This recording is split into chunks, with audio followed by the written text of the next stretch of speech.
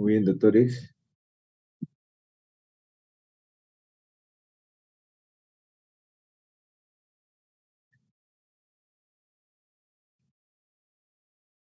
Muy bien. Vamos a compartir nosotros primer periodo del parto normal. Es lo que nos toca. A ver, vamos a hablar acerca del parto, factores del parto, partograma, trabajo de parto, disfuncional que va a quedar para pasar mañana, si no me equivoco, que toca esa parte, y monitoreo fetal. ¿Qué es el parto? El parto es un conjunto de fenómenos fisiológicos que tienen por objeto la salida de un feto viable del tracto genital femenino. Tenemos que entender, por definición, que hay parto autóxico y parto distóxico. ¿Qué es eutosia? Parto normal. ¿Qué es distosia? Mal parto, parto normal complicado o difícil. Correcto. Entonces, cuando tenemos, por ejemplo, les ponen el examen un caso clínico, ¿no? Paciente de parto, atendida de parto distóxico, ustedes ya saben que fue un mal parto, un parto normal y que acabó en cesárea. Periodos de labor de parto. Tenemos la dilatación, expulsivo, alumbramiento y porperio inmediato. Hay que tener en cuenta lo que son las definiciones, ¿no? Eh, Vemos mucho que los hospitales se utiliza inicio de trabajo de parto y pródromos de trabajo de parto. Y de ahí utilizan fase latente, fase activa, expulsivo. Entonces, muchas veces, hasta incluso en la literatura, no te sale la definición de eso.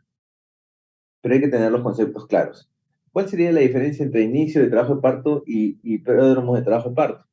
La diferencia radica más que todo en la incorporación, en el acortamiento del cuello. Correcto.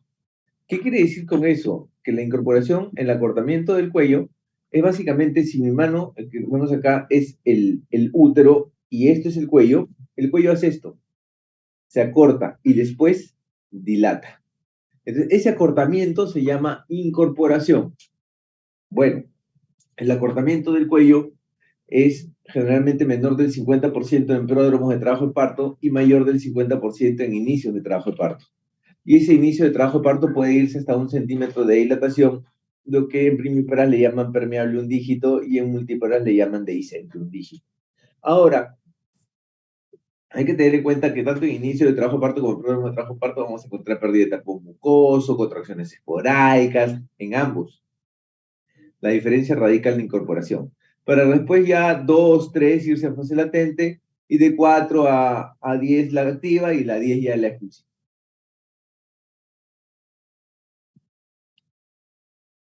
Hay que ver la evolución de un trabajo de parto, ¿no? Para la evolución de un trabajo de parto normal hay que tener en cuenta ciertos parámetros, como es la velocidad de la dilatación del cuello uterino, la velocidad de descenso de la cabeza fetal, la duración del periodo de la dilatación como trabajo de parto, del expulsivo, del alumbramiento. Definitivamente todo tiene que estar dentro de los tiempos, si no estaríamos ante probables distocias. En el caso de nulíparas, la dilatación va 1.2 centímetros por hora y de multíparas 1,5 por hora. Ahora, en nulíparas el máximo que puede llegar es 5 centímetros por hora y en multíparas el máximo 10 centímetros por hora. Eso es a lo que puede llegar. Definitivamente lo normal es que sea 1 centímetro por hora en nulíparas, 1,5 en multíparas, por hora. Por hora, ojo. Si vemos que se adelanta y hablamos de, en el caso de las multíparas, 10 centímetros en una hora, estaríamos ante un parto precipitado. Correcto.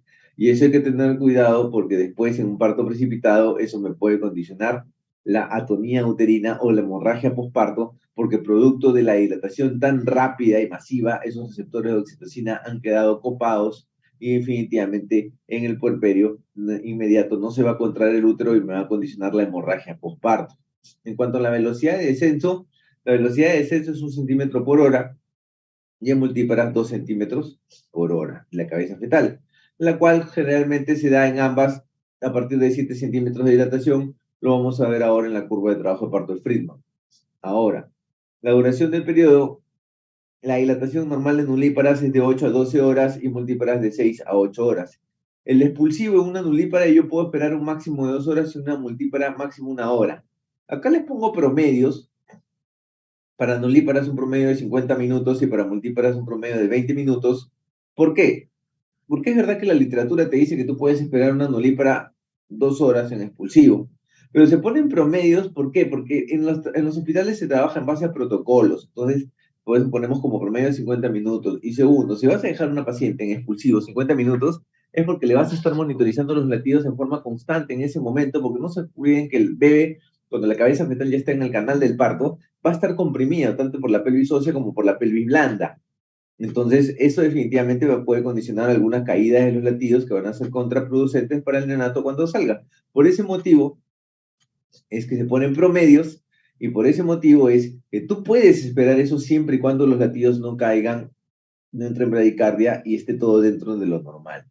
El alumbramiento, máximo 30 minutos para ambos, ¿correcto? Ese es el espontáneo, ¿no? Hoy en día se tiende a hacer el dirigido para evitar la hemorragia postparto. Acá podemos ver en la mano izquierda un cuello normal. La longitud normal de un cuello es 3 a 3.5 centímetros. Va cortándose hasta que empieza a dilatar. Empieza a dilatar. Cuando hay un parto obstruido o el bebé no sale, se contrae el ligamento redondo y produce la retracción del anillo patológico, el anillo de Van. Ahora, la fisiología de la contracción uterina.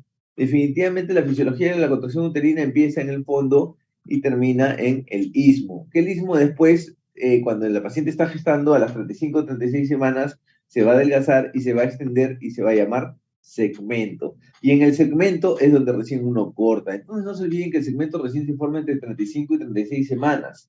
Si ustedes estuvieran en la cesárea de un feto prematuro de 32 semanas, 31 semanas, todavía no hay segmento formado. Entonces la incisión del útero va a ser corporal, correcto.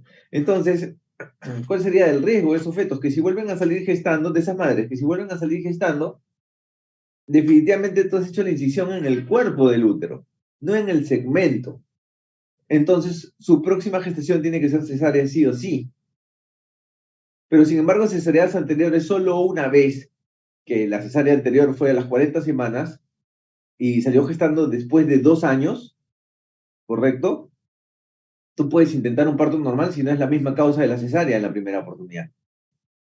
Pero si la cesárea anterior fue de un prematuro menor de 34 semanas, 32, 33, 31, donde la incisión fue corporal, así pase más de 2 años va a ser cesárea. Porque la incisión fue en cuerpo de útero, no fue en segmento. Por lo tanto, ese cuerpo de útero ya tiene una cicatriz y no va a estar preparado para un trabajo de parto nuevo, lo cual va a condicionarle la ruptura uterina. El tema de saber la fisiología de la contracción que empieza en el fondo y acaba en el istmo es que ustedes deben haber visto algunos de esos hospitales, como en el mío, cuando han entrado en algunos, hacemos un Lynch modificado. Bueno, el Lynch modificado, el fin es de favorecer la contracción a nivel del fondo del útero para que ésta vaya hacia el istmo, ¿no es cierto? Lo utilizamos generalmente para manejos de hipotonía uterina. En atonías no nos sirve mucho, pero hipotonías, créanme que sí. Obvio complementándolo con los medicamentos respectivos, oxitocina, ergotrate, misoprostol, lo que se puede usar en el paciente. En cuanto a la intensidad de las contracciones, normalmente cuando no está en trabajo de parto, recién en inicio, pero puede llegar hasta 30 milímetros de mercurio en forma esporádica. Conforme ya va entrando en trabajo de parto, va subiendo la presión en milímetros de mercurio, puede llegar a 50, y cuando ya está en el expulsivo, definitivamente la presión aumenta porque también intervienen en la contracción los músculos abdominales en el pujo de la paciente para que salga el feto, y pueden llegar a 80, 100 milímetros de mercurio. Por eso se dice que la intensidad de la contracción uterina es bien doloroso y por eso se debe comparar el dolor del trabajo de parto con un dolor de una quemadura de tercer grado. Pero ustedes dirán, entonces, ¿por qué las pacientes vuelven a salir gestando si les duele tanto? Porque es un dolor que se olvida. No es de repente como el de un cólico renal, que son dolores que se recuerdan y que definitivamente no se está capacitado para volver a tolerarlos. Factores del parto: motor, contracciones uterinas, móvil feto, canal de pelvis, tiempo. Estos parámetros son los que nosotros tenemos que ver de la evolución de un trabajo de parto. Interacción de los factores del parto. Tenemos lo que es la incorporación, que ya saben que es, acá vemos cómo se va cortando el cuello, el descenso del polo fetal. Definitivamente nosotros decimos, si hace un rato han tenido, veo que su clase de pelimetría, ya saben que en el estrecho medio se encuentran las espinas ciáticas y que a la altura de las espinas ciáticas se cataloga como 0. Por encima, -1, -2, -3, -4, por debajo, +1, +2, +3, +4. Cuando ustedes hacen el tacto vaginal y palpan que la cabeza o el polo fetal se encuentra a la altura de las espinas ciáticas, recién podemos decir que un feto está encajado. ¿Cuándo encaja un feto? Un feto generalmente está encajando como promedio 37, 38, 39 semanas. Definitivamente, hoy en día se utiliza mucho como diagnóstico para programar el famoso ICP, incompatibilidad cefalopélvica. Muchos programan con incompatibilidad cefalopélvica antes de que el paciente incluso empiece el trabajo de parto. No nos olvidemos que la incompatibilidad cefalopélvica se evalúa definitivamente cuando el feto está en trabajo de parto, fase activa. Ahí recién ves si está a la altura de las espinas ciáticas o no. Ojo, ojo. Ahora, por experiencia, es verdad que fetos con 38, 39 semanas, esto no lo van a encontrar en la literatura, pero alturas de presentaciones que se encuentran menos 4, menos 5 centímetros, quiere decir que no están entrando bien a la pelvis. Bien tienen alguna deflexión, ¿no es cierto? O hay algún factor que está condicionando que no entren de manera adecuada a la pelvis y definitivamente eso va a condicionar también el trabajo de parto disfuncional una vez que lo empiece. Podrías programarla de frente, pero es una cosa que ustedes ya la van a ir viendo en base a sus experiencias y llegan a ser ginecólogos. El movimiento fisiológico de hiperextensión o deflexión que hace el feto al nacer. Esta deflexión es fisiológica, ¿correcto? Lo hace ese movimiento de arcada, donde también seguro les han dicho en su pelvimetría que el coxis hace un movimiento de retropulsión de centímetro a centímetro y medio para poder ampliar el diámetro antero-posterior del estrecho inferior de la pelvis y pueda hacer el movimiento de hiperextensión. Progresión del trabajo de parto, hay que tener en cuenta el grado de dilatación, la velocidad de dilatación, la altura de presentación y la velocidad de descenso. Definitivamente, Friedman estudió en 1950 la progresión del trabajo de parto en 500 mujeres. Descubrió la utilidad de los 4 parámetros de progresión del trabajo de parto. Ahora, vamos a ver acá la curva del Friedman. Bien. Aquí está. A ver, tenemos a la mano izquierda la dilatación, que va de 0 a 10. A la mano, en el borde inferior de la pantalla, en la línea horizontal, el tiempo, en horas. Podemos ver que la curva de trabajo de Friedman empieza casi pegado a 2. O sea, por eso les decía, ¿no? Inicio y pródromo de trabajo de parto entraría acá. Entonces, fase latente hasta 3. Ya en 4 es fase activa. Entonces vemos que todo el promedio de trabajo de parto puede durar un promedio de 14 horas.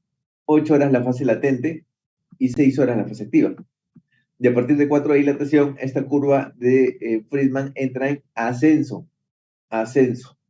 llegando a 9, 10 centímetros de dilatación, a 10 para el expulsivo, donde entra ya de nuevo una meseta. ¿Correcto? Ahora, dense cuenta cómo el feto baja dentro de la pelvis, flexionado. Recién la deflexión o la hiperextensión fisiológica la hace para salir. Si acá bajara deflexionado, como también les deben haber dicho en la pelvimetría, de primer grado, de segundo grado, de tercer grado, puede condicionar la distocia. Segundo grado definitivamente es indicación necesaria. Primero puede salir parto vaginal y la deflexión de tercer grado, que es de cara, no es lo ideal, pero también puede salir el parto vaginal, pero no es lo ideal porque salen con el signo del boxeador. Todo equimótico. Y acá podemos ver, comparando la velocidad de descenso de la cabeza fetal con la curva del trabajo de Friedman en 4 de dilatación, cómo hay ese ascenso, ese pico, y sin embargo se va a ver una intersección con la línea azul, que es la velocidad de descenso de la cabeza fetal, que como les dije, en 7 centímetros de dilatación como promedio siempre se acentúa esa velocidad de descenso de la cabeza fetal. Eso es en nulíparas, ¿correcto? Teniendo siempre el promedio de un trabajo de parto de 14 a 16 horas. Ahora miren, en multípara se acorta todo a 11 horas como promedio, pero se sigue dando en 7 centímetros de dilatación el descenso abrupto de la cabeza fetal y en 4 centímetros de dilatación el ascenso abrupto del trabajo de parto o de la dilatación, ¿no? Acortándose los tiempos del trabajo de parto. Por eso multíparas es más corto siempre en cuanto a tiempos. El partograma, según la OMS, ¿no? Es el registro gráfico de la evolución del trabajo de parto teniendo en cuenta la dilatación cervical y el descenso de la presentación en función del tiempo. Vamos de frente acá al gráfico. Partograma se inicia a partir de 4 centímetros de dilatación. Tienes la línea de alerta y la línea de acción. Entonces, acá abajo tienes los tiempos. Si decimos que avanza 1 centímetro por hora en primíparas, supongamos que vino con 4 de dilatación, a las 2 horas debe estar en 6, acá. 2 horas en 6. A las siguientes 2 horas debe estar en 8. 2 horas, 8. 8 de dilatación, 2 horas más. Acá. Siempre en la línea alerta. Pero si tuviéramos 4 de dilatación, pasan 2 horas, siguen 4, pasan 2 horas más, está en 5. ¿Hacia qué nos estamos pegando? Pasa 1 hora más, siguen 5, ya está por acá. Entonces se va pegando a la línea de acción. ¿Correcto? Quiere decir que se está volviendo un trabajo de parto disfuncional y el partograma es un documento médico legal que te avisa que no está evolucionando bien ese trabajo de parto. Ahora, como consejo, como les digo, creo que pasó mañana ahí veo en el Silos, me toca hablar del trabajo de parto disfuncional. Bueno, definitivamente, una de las causas principales de trabajo de parto disfuncional es la falta de motor o la falta de oxitocina. Hasta ahí estamos, ¿correcto? Pero ustedes en su serum no van a tener una sala de operaciones al costado. Y si se le están entrando un trabajo de parto en disfunción, ¿no es cierto? Se está acercando a la línea de acción, yo no les recomiendo que utilicen oxitocina, ¿correcto? Porque tiene que haber un motivo por el cual ese feto se está distociando. Supongamos que sea una deflexión de segundo grado. Te está avisando. Tu hospital más cercano va a estar a 5 horas de donde tú estás probablemente recién evolucionando tu partograma. Entonces, esas 4 o 5 horas que te vas a demorar en llegar al hospital más cercano, ¿correcto? No debes usar oxitocina. Le pones oxígeno al paciente de cúbito lateral izquierdo y lo transfieres, porque no tienes una sala de operaciones al costado. Por más que la causa más frecuente de difusión sea la falta de motor y hay que darle oxitocina, no tienes una sala de operaciones al costado. Y si ese bebé, poniéndote el caso supuesto que sea una infección de segundo grado y utilizas oxitocina, está contraindicado porque le vas a producir tú mismo el trauma obstétrico y vas a tener problemas médico-legales. Entonces, el partograma es un instrumento que a ustedes les va a servir muchísimo en el serum, que tienen que hacerle seguimiento, que se hace a partir de 4 centímetros de dilatación y que van a ver la evolución espontánea de un trabajo de parto. Y si se les está pegando a la línea de acción, lo transfieren con las medidas que le he indicado, oxígeno al cúbito lateral izquierdo y punto. Nada más. Y monitorización constante de los latidos durante lo que demore la ambulancia, la transferencia. Ustedes tienen que ir con el paciente definitivamente, ¿no es cierto? Y llevando sus guantes, sus pinzas, todo ante cualquier eventualidad que se dé en el camino. Esa es la forma correcta en la cual ustedes van a actuar en primera línea de acción, como son los puestos de salud o los centros de salud, a donde van a ir a su serum, ¿correcto? Muy independiente de eso, tienen que saber desde el punto de vista teórico que la principal causa de distosis de trabajo de parto muchas veces es solo la falta de motor. Entonces, se lo dije, también ya les dije. Las causas de un trabajo de parto disfuncional, bueno, la alteración de la potencia, del producto y de la pelvis, ¿no? Esto todavía no, esto lo vamos a ver mañana. Quería ver las flexiones. Las flexiones también son trabajo de parto disfuncional, tienen la de Bregman, la de frente y la de cara, también los vamos a tocar después. Vamos ahora, salimos de lo que es distocias y vamos ahora a la vigilancia fetal durante el trabajo de parto. Esto sí lo vemos pasado mañana. Ya, definitivamente, el monitoreo fetal principal es el tococardiógrafo. Tococardiógrafo. El tococardiógrafo nos va a permitir ver ciertos parámetros como aceleraciones, desaceleraciones, reactividad y variabilidad en un monitoreo fetal. ¿A partir de cuándo nosotros podemos pedir un perfil biofísico? El perfil biofísico consiste en la ecografía, que me va a evaluar tono, movimientos respiratorios, corporales y líquido amniótico. Ahí tienes 4 parámetros, 2 puntos cada uno, 8 sobre 8. Y el monitoreo fetal, que te da 2 puntos más, 10 sobre 10. Ahí tienes el perfil biofísico fetal. El perfil biofísico fetal no solo es la ecografía más el monitoreo fetal. ¿Y a partir de las cuántas semanas lo pido? Lo pido recién a partir de las 28 semanas. No lo pido antes y no cometan ese error, porque algunos hospitales ven perfil biofísico para todo. Ah, voy a mi serio, como escuché perfil biofísico para todo, le mando perfil biofísico para todos. No es así. El perfil biofísico solo está indicado en los fetos a partir de las 28 semanas porque es cuando madura recién su sistema nervioso autónomo y vas a poder evaluar la reactividad en el monitoreo. Ley de acción-reacción. Si el bebé se mueve, hay reactividad. Ahora lo vamos a ver.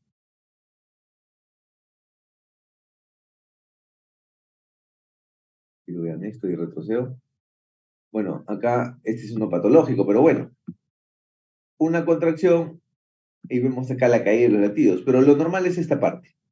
Esta parte es lo normal. La reactividad, la variabilidad, la diferencia entre latido y latido. 140, 145, 150, 135, 135, 155, 160. Esa variabilidad es favorable. Un monitoreo plano, 150, 151, 150, 151, 149, 150, 151. No hay buena variabilidad. Tengan cuidado con la hipoxia fetal. Correcto. En contracción no debería haber descenso o caída de los latidos. Acá lo hay. Cuando la punta del descenso de los caídas de los latidos coincide con la punta de la contracción, se llama DIP 1. Cuando la caída de los latidos es después de la contracción, se llama DIP 2 o insuficiencia placentaria. El DIP 1 fisiológico puede darse por circular de cordón. Entonces, nosotros vamos a tener dentro de los patrones que les he mostrado ahorita diferentes. Vamos a tener el patrón normal, el patrón sospechoso, el patrón patológico. En el patrón normal hay una frecuencia cardíaca basal de 110 a 160, hay una variabilidad moderada de 5 a 25 latidos por minuto, hay aceleraciones. En el patrón sospechoso hay una taquicardia que puede ir de 160 a 170 o una bradicardia de 100 a 110, por debajo de eso. Hoy en día la OMS cataloga de 110 a 180 como latidos normales, menos de 110 bradicardia, menos más de 180 taquicardia. Pero ustedes tienen que evaluar el comportamiento de los latidos, definitivamente. Si todos sus monitoreos anteriores siempre han tenido un basal de 140 y ahorita está como su basal 170, no voy a decir, cuando pase de 180 recién va a ser taquicardia. Hay algo ahí que está pasando. ¿Ya? El patrón patológico definitivamente es la taquicardia o la bradicardia y una variabilidad menor de 5 latidos por minuto, como el ejemplo que les acabo de poner ahorita, hace un rato.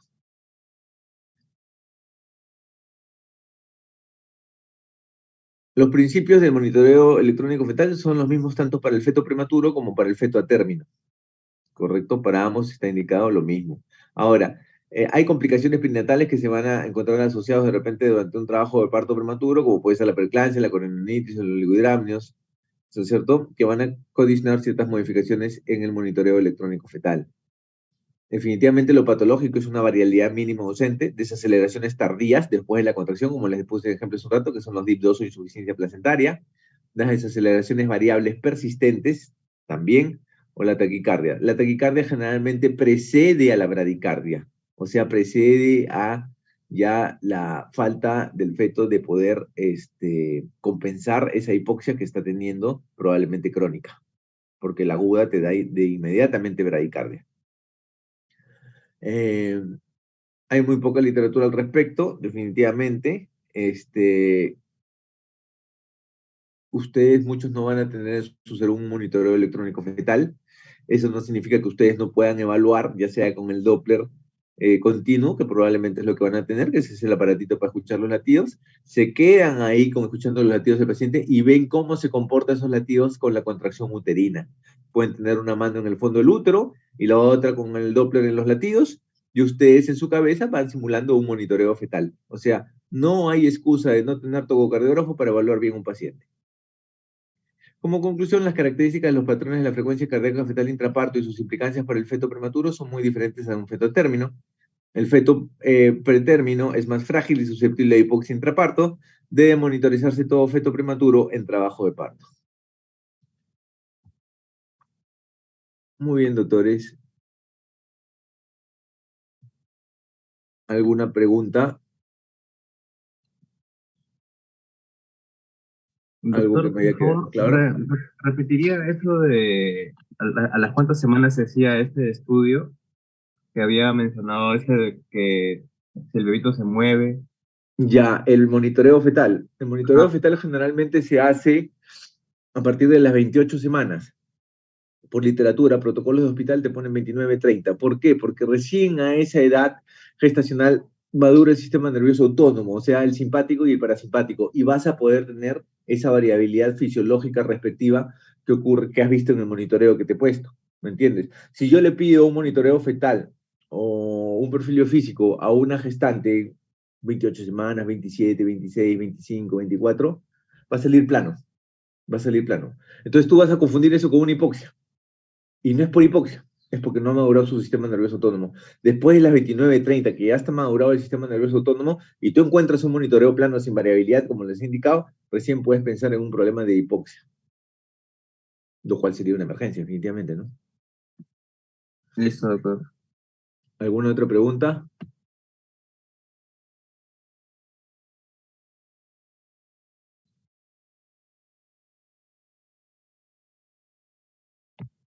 Muy bien, doctores. Una pregunta, ¿podría repetir lo del partograma de la línea de acción y la de alerta? Ya.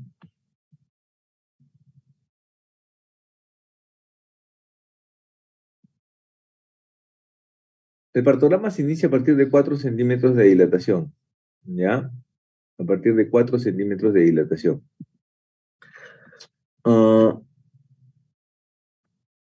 Acá lo iniciamos. Tiempo, dilatación. Pasa 1 hora, debe estar en 5.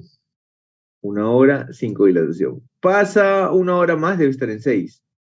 Acá va. Ya van 2 horas, o sea, 1 hora más, 6. Esto es lo normal, que se mantenga acá. Pero supongamos que pasan 2 horas y siguen 6. Y estoy acá. Ya no estoy en esta línea. Porque de acá a 2 horas debería estar en 8, ¿no es cierto? 1 centímetro por hora. Pero no, en 2 horas más siguen 6. 2 horas más siguen 6. Ya me estoy pegando a la línea de acción. Esto es lo que tengo que tener cuidado. Mientras que se mantenga entre ambas no hay problema. Porque, por ejemplo, ponte que de acá pasan 2 horas más y está en 9. Sigue dentro de este espacio y está por acá. Pero sigue dentro del espacio. Pero si me estoy pegando a esta línea de acción, tengo que tener cuidado porque por algo está entrando en disfunción. ¿Me entendiste?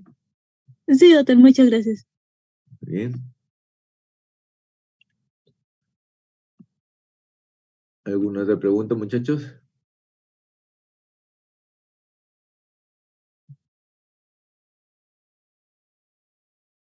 Muy bien. Eso sería todo por el día de hoy. Que tengan buen día. Gracias, doctor. Ya. Gracias, doctor. Buen día. Doctor, buen día.